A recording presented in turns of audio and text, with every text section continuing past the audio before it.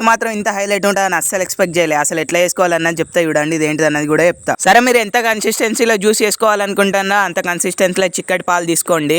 అందులోకి ఇట్లా చిన్న చిన్న చాప్ చేసిన వాటర్ మిలన్ పీసెస్ కూడా తీసుకోండి. ఇవి కూడా ఇంపార్టెంట్ ఇంగ్రీడియంట్స్. 3 to 4 స్పూన్స్ అయితే సబ్జా సీడ్స్ కూడా నానబెట్టుకోండి ఒక 10 నిమిషాల ముందు. ఇదే అన్నిటికన్నా మెయిన్ ఇదైతే ఖచ్చితంగా ఉండాలి. రోబ్జా ఇదే మనకు కావాల్సింది. దీంతోనే మనం జ్యూస్ చేసుకుంటాం కాబట్టి ఇదైతే బాగా ఇంపార్టెంట్. మనం ఇట్లా ఇంగ్రీడియంట్స్ చెప్పుకునే లోపే పాలు కూడా కాగిపోయినాయి. ఈ పాలను అయితే ఇప్పుడు కూల్ చేసుకోవాలి. ఎంత కూల్ అంటే మన రూమ్ టెంపరేచర్ వచ్చే వరకు. అయితే పాలలో ఆల్రెడీ చక్కెర కలిపేసిన. ఇక మన ఈ సిరప్ ఎట్లా తీసుకోవాలంటే 2:1 తీసుకోవాలి. 2 స్పూన్స్ నేను చక్కెర వేసిన, అందుకే 1 స్పూన్ సిరప్ తీసుకుంటాను. ఇది పాలలో కలిపి మిక్స్ చేసుకోవాలి మంచిగా. మనకైతే ఎప్పుడైతే కరెక్ట్ క్వాంటిటీలో తీసుకుంటామో అప్పుడు ఇట్లా కలర్ వస్తుంది చూడండి, లైట్ పింక్ కలర్ వస్తుంది. ఇందులో ఒక 3 స్పూన్ల సబ్జా సీడ్లు తీసుకోండి. ఎందుకంటే సబ్జా సీడ్స్ టేస్ట్ కోసమే కాదు, మన బాడీ టెంపరేచర్ కూడా డౌన్ చేస్తాయి. ఇట్లానే వీలైనంత వరకు మీకు నచ్చినన్నైతే వాటర్ మిలన్ పీసెస్ తీసుకోండి. వీలైనంత వరకు తక్కువ తీసుకోండి, ఎందుకంటే మళ్ళీ మనం జ్యూస్ లో కలుపుకుంటాం కాబట్టి అప్పుడు టేస్ట్ బాగుంటది. మంచిగా నీట్ గా మిక్స్ చేసుకోరు. ఎంత మంచిగా మిక్స్ చేసుకుంటే అంత మంచిగా టేస్ట్ ఉంటుంది. సర్వ్ చేసుకోర్రి. నేను చేసుకున్నది మనకి ఎట్లా టేస్ట్ మంచిగానే ఉంటది కాబట్టి నెక్స్ట్ వీడియోలో అమ్మ వచ్చినాక టేస్ట్ ఎట్లా ఉన్నాయని రివ్యూ చెప్తా.